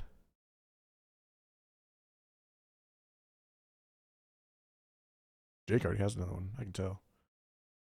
He's got Jake's the shit on regretting his lock. choice. He's got that shit on lock. I did pick the wrong one. That's all right. There's more. All right, Nate. I need an answer. Are you banking with 2, or are you guessing? You know what? I'll bank with 2, All right. just so Jake can't steal. See, it's working. All right, 3-2. Oh, I forgot that was part of it, or I wouldn't have been so cocky about it. Yeah. Well, if you could have stolen, I would have bet it all on risk and tried to guess. Wait. We have to go through the rest. Oh yeah. Is Fast 5 one of them? Fast 5 Is is Fast one 5 of the them. name of the 5th one? Yep.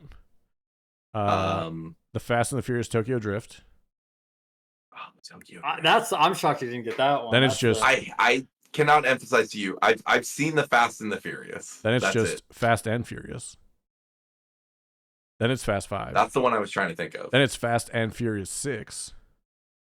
Then Furious 7. The 8th one is The Fate of the Furious. The 9th one is F9. And the 10th one is Fast X. Fast X. I That's also know they're Elon doing Musk's, it on purpose. next child. But doing what was it? The 4th one called again? I don't know. I'm right off the page. Doing Fast 5. Oh, then yeah. 6 being Fate. the Fast and- 6. Fast and Furious was 4. Fast 5 was 5, and then That's Fast and Furious Fast 6. and Furious 6, Yeah. and then Furious 7. Yeah. It's hilarious. Yeah, it's really good. It's like, are we gonna keep printing money with this? We don't know what to name it anymore. They're like, if they approve our title, we're gonna make money. All right, Jake, your next franchise is Mission Impossible. Bum, bum, bum, Mission bum, Impossible. Da-da-da. Mission Impossible 2. Da-da-da.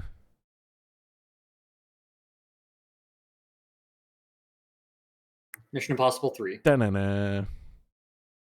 Da-na. You have 3. Oh, you should have said the Dunna, and then he got it wrong. I'm like, if he doesn't say Dunna, I'm gonna say 4. Da-na. Bank. Wait, did you say Mission Impossible 4 or no? I did No, not. he You did not. Okay, you banked. Good. All right.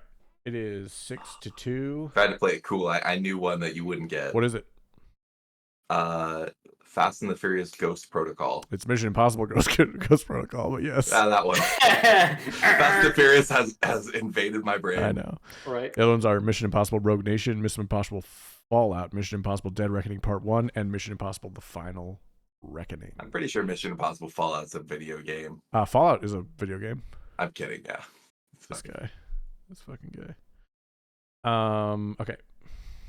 Nate, Mm-hmm. it is 6-2. I'll give you a hint. If you get all of these, you'll tie. Men in Black. I'm not going to get them. Men in Black. I'm not even confident it's Men in Black 2. Yeah, you start doubting yourself, huh? I am doubting myself. This is the intrigue, Nate. This is the intrigue. This guy wanted the steel rule. Especially, I think I know what 2 might be, and it's fucking dumb. It's crazy. What is the newest? I'm trying to think of the 4th one, if I can claw that out of my memory. Let's see. You know who's in it? Chris Hemsworth, Thor, and Valkyrie, yeah, Valkyrie, yeah. whose real name is. No. Oh, do you think that's where they met, or was that after? What are you Thor, talking about? After she appeared. What? Who? How who met? Wait, I thought it was Chris Hemsworth. Am I just like Chris saying that Hemsworth. because Who do you she's think the in girl Thor? is?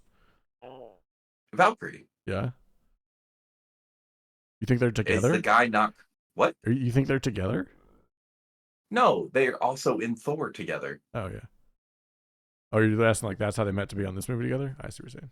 Like, yeah, they meet and Sorry. then he meet her and he's like, I got the perfect person to play Valkyrie. You have one correct. 2019 is when I- this movie was made. So I'm not stalling. I haven't been thinking about the movies this entire time. okay. I think number 2 is called MIB2. It's Men in Black 2. The poster is MIB2, so I'll give you that.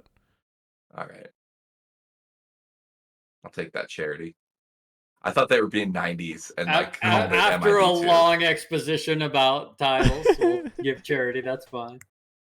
Not like I haven't received the charity before. I mean, it goes around. I'm just gonna bank because I don't know what the third one is. Third one is Men in Black 3. So it's Men in Black 2, Men in Black 3, and Men in Black International. International.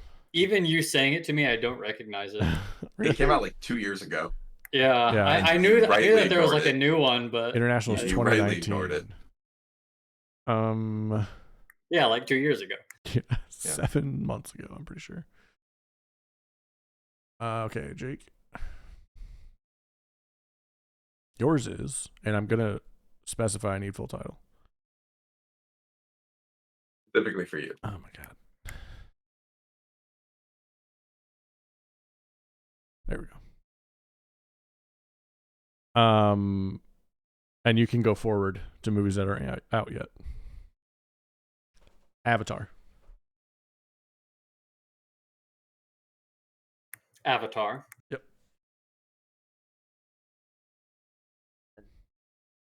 Avatar: The Way of Water. That's 2.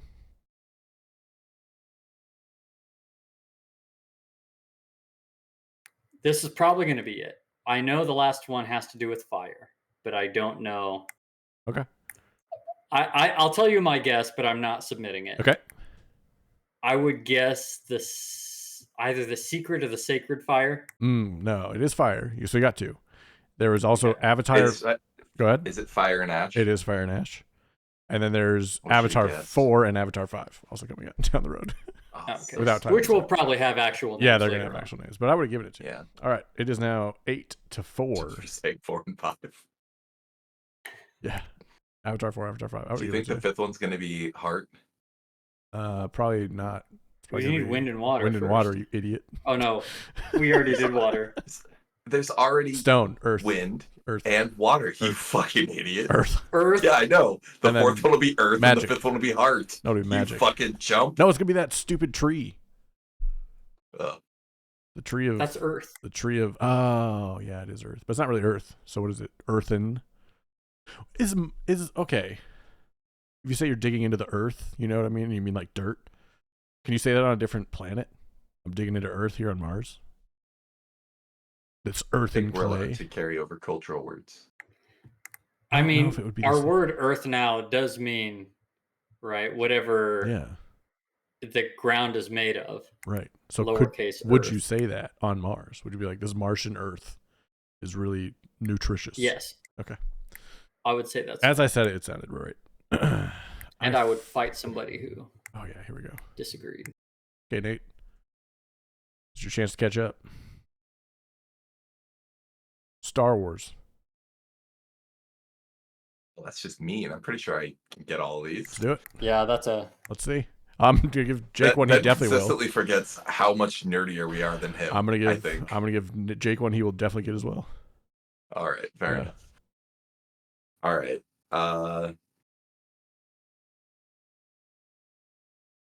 Let's see.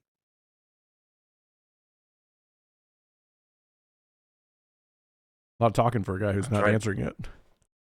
Well, I was like, do I have to give the number, like the full like Star Wars blank, the blank of the blank, or do I just say like You could do the last post ending. episode part. You can do the All right. post-episode part, yeah. Yeah. With the episode number. Yeah, I'd prefer the episode number so I know you know which one it is. Oh, no. I'm not complaining. I'm saying that's exactly the question I asked, and you answered in the opposite. I said original. No, I said you can skip Are everything you just after. saying I don't have to say Star Wars first? Yeah, now we are.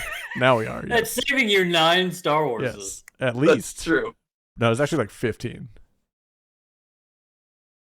Because it's prequels, Okay. sequels, and remakes. Yeah, Nate. I'm going to count a lot of them. All right. It is embarrassing that I'm having trouble like piecing together because the first 4 are. First 4? I'm not answering my answer. I'm talking it out loud. A New Hope, Return of the Jedi, and Revenge of the Sith. And I don't know what order they're in. You might be fucked. You talked so much shit. I might be fucked. You talked so much shit 3 minutes ago. Well, like, yeah, if you were just like in a conversation, you were like, name the Star Wars things. I would be like, oh yeah, there's A New Hope, there's Return of the Jedi. Like, Yeah. I wouldn't say the number, and I'm worried. I would say the I'm like number every questioning time. myself that I can put the numbers with them. I feel like they're synonymous with each other. They are. That's why you don't have to say one of them. But they're synonymous in the way that you should remember which one it is, too. If I said episode 1, you should be able to, in your mind, go, oh, this one. Yeah, I'm also blanking on the prequels completely. All right, you're stalling now. I need an I am answer. stalling. But I'm not good at stalling and thinking about it in the background, actually. So you're it's really not just helping me at wasting all of our time. Yeah, exactly. Isn't that what this podcast is for? The first hour and a half was. Now we're into hour 2. All right. Star Wars, Episode 4, Yes. A New Hope. Nailed it. I would have also just taken Star Wars for that one because that's actually how it was released. Just to fuck with you. Oh. you're wrong. It was Star Wars. No, you got one. You're good. Star Wars, Episode 5, Revenge of the Sith. Incorrect. No. Oh, is it? Oh, damn. Jake, go ahead. You can take 1 point from Nate if you get one. Star Wars Episode 1, The Phantom Menace. Nice. Yusa gets it. And then And then What are 2 Episode and 2, Yep. Attack of the Clones. Yep. Episode And 3 3. is Revenge of the Sith. Uh-huh. Oh, really? Yep. Episode 4 is A New Hope. Yep. Episode 5 is The Empire Strikes Back. Objectively the best one. Episode Yeah. 6 is Return of the Jedi. Yeah. Episode 7, A New Hope. The Force Awakens. The Force Awakens. It is an exact remake Yeah. of A New Hope, though, so I get why you would think it was just called Oh, A yeah, New I Hope. see what you mean. Yeah. Yeah. Force Awakens. The Last Jedi. Is 8. Yep. And then I don't know 9. Rise of Skywalker. Ah. I wouldn't have been able to get that one. Other ones I would have taken are the Clone Wars animated movie, Rogue One, a Star Wars story, Solo, a Star Wars story. I wouldn't have said a Star Wars story, so You could have gone ahead and said the Mandalorian and Grogu movie. I would have given you that. I didn't know there was one. Yeah, it's coming out soon. If I good had job. said the Mandalorian and Grogu movie, you would have given it to me? Yeah. Nate, do you still want me to give Jake the one I know he's going to get all of them, or do you want me to give him one I think he'll have a hard time with? I mean, obviously the one I'll have a hard time with. Okay. Jake, it's too bad you're the only one that knows scary movies. Because you these harder ones would go to Nate sometimes if he did. The Conjuring universe. Yeah. I'm genuinely just gonna say The Conjuring and call it a day. I don't know All what right. is in there. You got one. There is Conjuring 2, Yep. Conja Boogaloo. Nope, didn't need that part.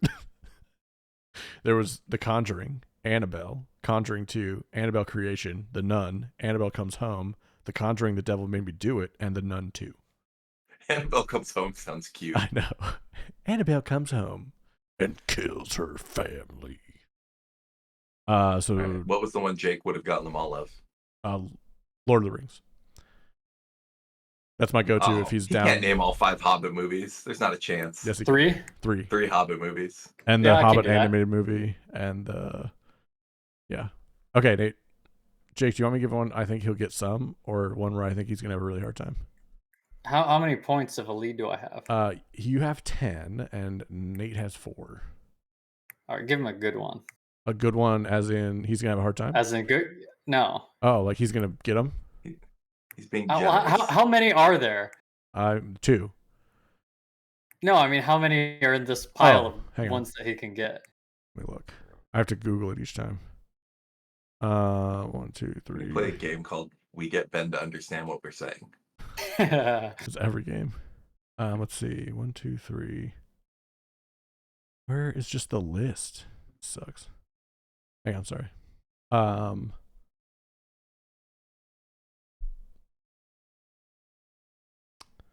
There we go. 8. Babe. There's 8. Okay. So, Nate, Jake, do you That's want to fine. take it? All right. Let him have it. Lord of the Rings. Oh, shit. Okay. Fellowship of the Ring. Yep. The Two Towers. Yep. The Return of the King. Yep. I don't know if the first one's just called. I don't know the Hobbit movies. I'll just call that out. Ooh. Are these called like? Are they called like Hobbit 1: or is it just a title? Colon. Is there a number? No. Okay. Hobbit, the War of the Five Armies. No. All right. 3 points, Jake can steal. The Hobbit, the Desolation of Smaug. Yep. The Battle of Five Armies. Correct.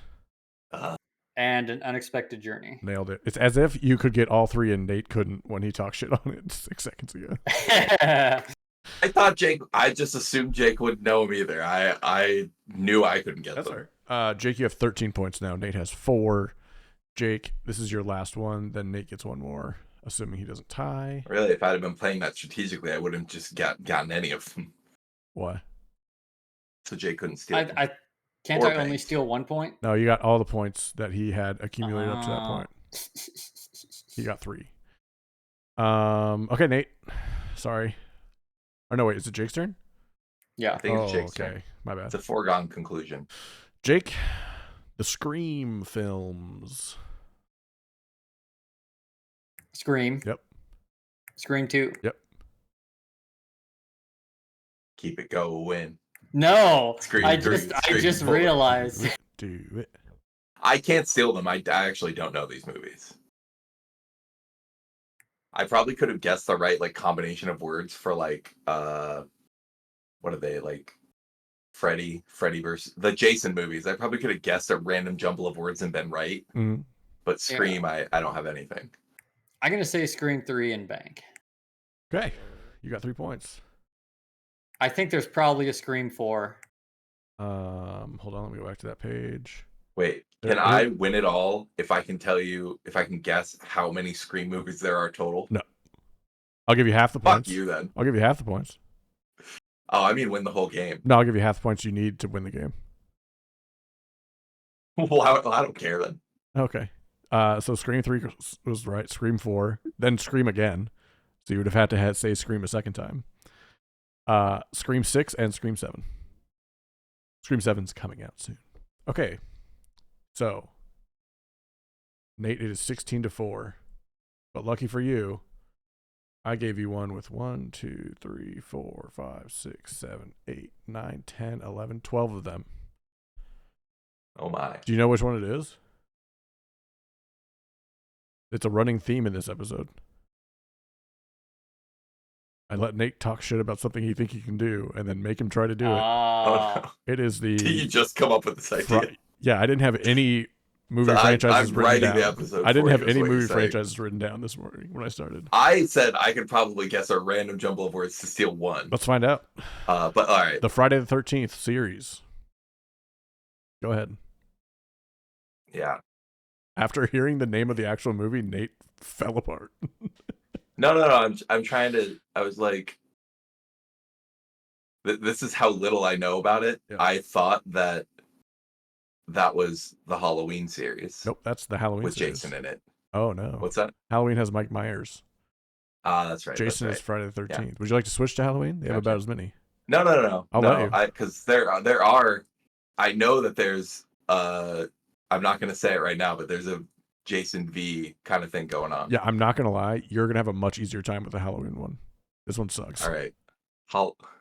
No. I'll do Friday the 13th. Okay. Friday the 13th. One. I bet there's a Friday the 13th too. This is Halloween. No, there's not. This is Halloween. Well, what are you gonna There's do? a Friday the 13th. Is there? Part Is 2. the movie just called Jason versus Freddy? No. So here they are in order: Friday the 13th, Friday the 13th Part 2, Friday the 13th Part 3, Friday the 13th the final chapter. Spoiler alert: it ain't. 1 year later, Friday the 13th: A New Beginning. Friday the 13th Part 6: Jason Lives. Bring that back. Friday the 13th. Spoiler in the title. Part 7, The New Blood. Friday the 13th, Part 8, Jason Takes Manhattan. Jason Goes to Hell, The Final Friday. Jason 10, Freddy vs. Jason, and Friday the 13th. Oh, and they're rebooting it. There's a new one coming up. Wait, so it was called Friday the 13th 10, Freddy versus Jason? Or Jason 10? Jason 10, Freddy vs. Jason, and then Friday That's the 13th. weird. Yep. You know what? Nate, you really said tried. Friday the 13th a second time. I know. It's always a good guess. Nate, that's I love Jason Takes Manhattan. That's hilarious. That's incredible. I want to watch that today. Do you think he could have done the Leprechaun movies any better? No. I don't even I know what the Leprechaun looks like, but I've never seen the These are Leprechaun movie. unbelievable. Okay. Leprechaun 2. Wait. Leprechaun 7. Leprechaun Takes Manhattan. They're close. Leprechaun 3. Leprechaun 4, in space. Leprechaun in the Hood. Leprechaun Back to the Hood. Leprechaun Origins and Leprechaun Returns. If I was like on that like perfect memory drug, I would have been able to say Leprechaun Take in the Hood because I've seen so many jokes about that. Do you know who played the Leprechaun in all of the movies until Back to the Hood? I do not. Through Back to the Hood? Warwick Davis. Oh. Harry Potter. Willow. Yep. And okay. Do you know who's in the first one? Jennifer Aniston. Like her first role. Oh. Yeah.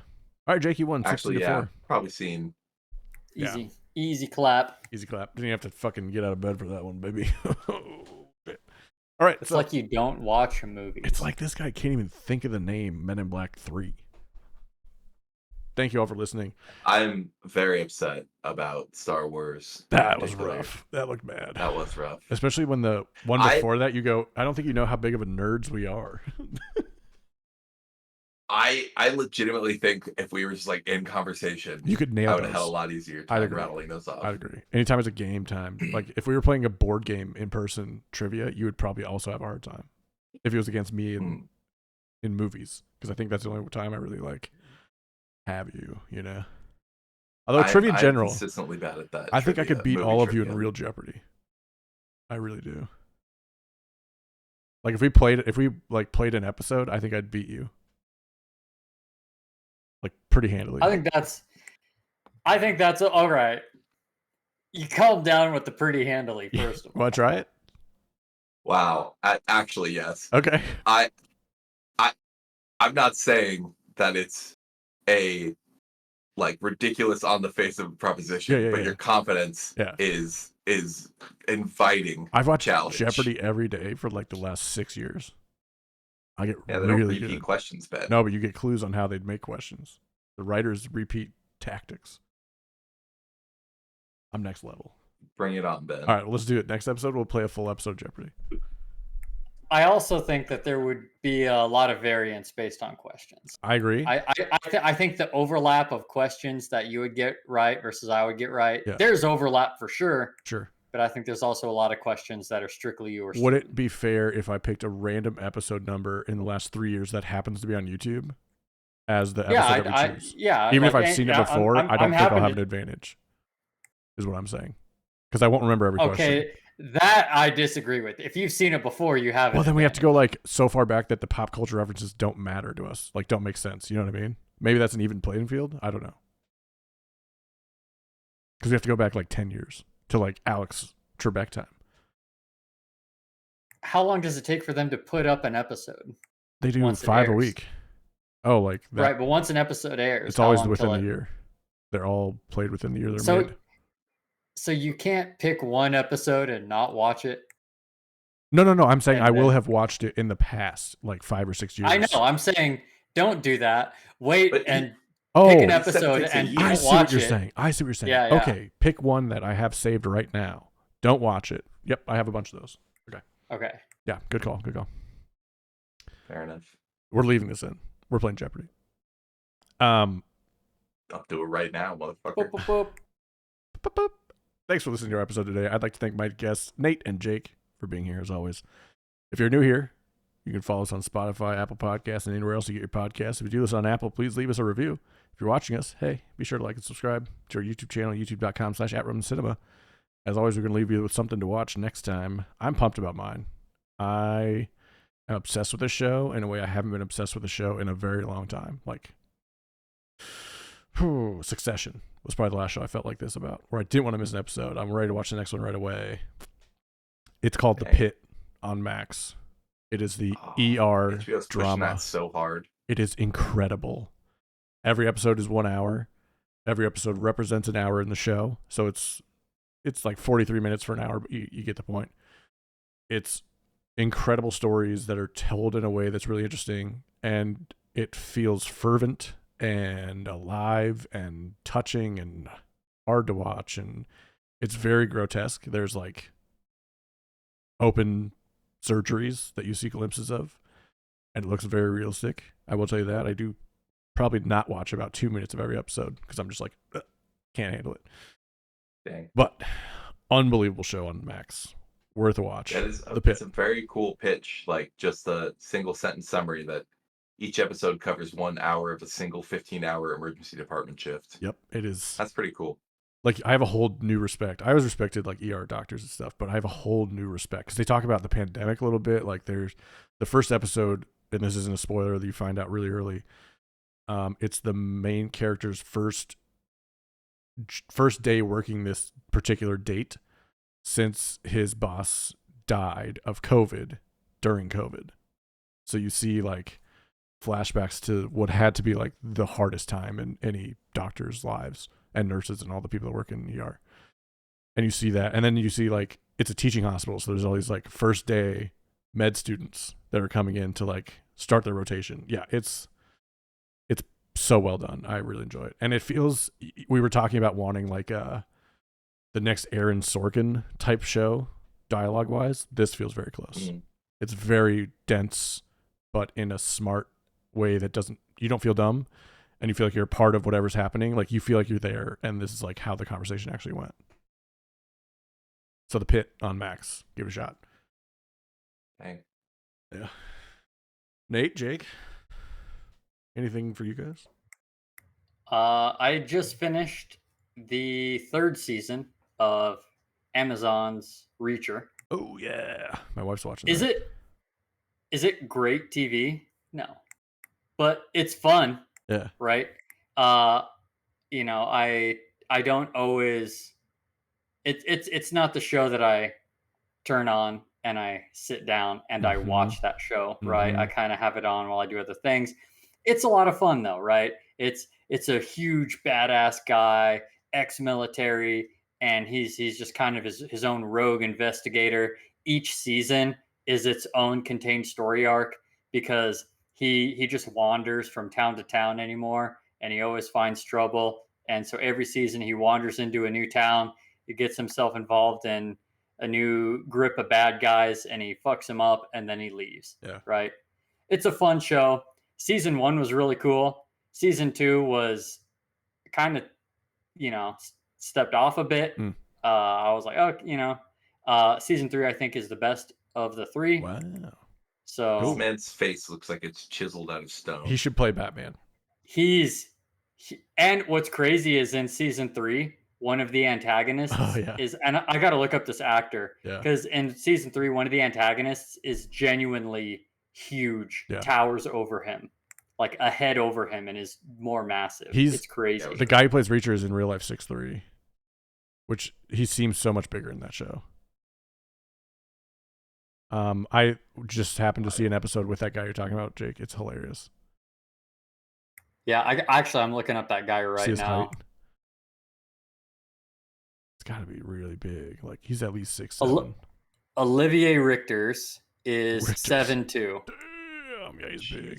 Jesus. He's known as the Dutch Giant, and he's a bodybuilder / actor. Let's go. That's a good one. Good choice, Reacher, on Prime. Yeah, it's a lot of fun. Nate.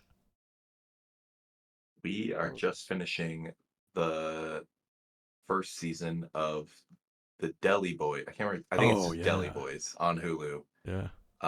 It's pretty funny. Nice.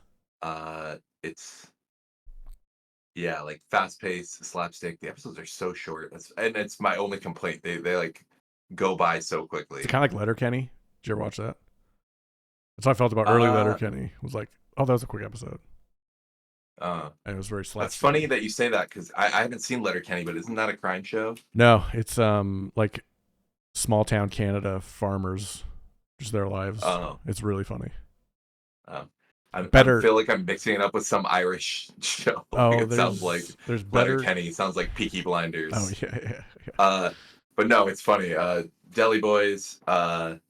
It's like this family that got this Pakistani family that got rich owning corner stores in I think New Jersey.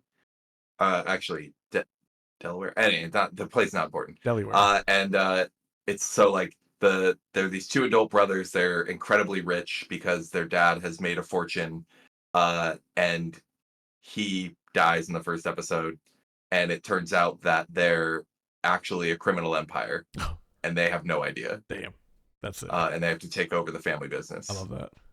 It's a great idea. It's pretty. It's great. On Hulu. It's on Hulu. Yeah, and the two guys, I don't know their names, but they're both hilarious. Nice. That's dope. Yeah. Good choice. Deli Boys. Well, Nate, Jake, great things to share, as always. Enjoy your rum. Enjoy your cinema. We'll see you next time.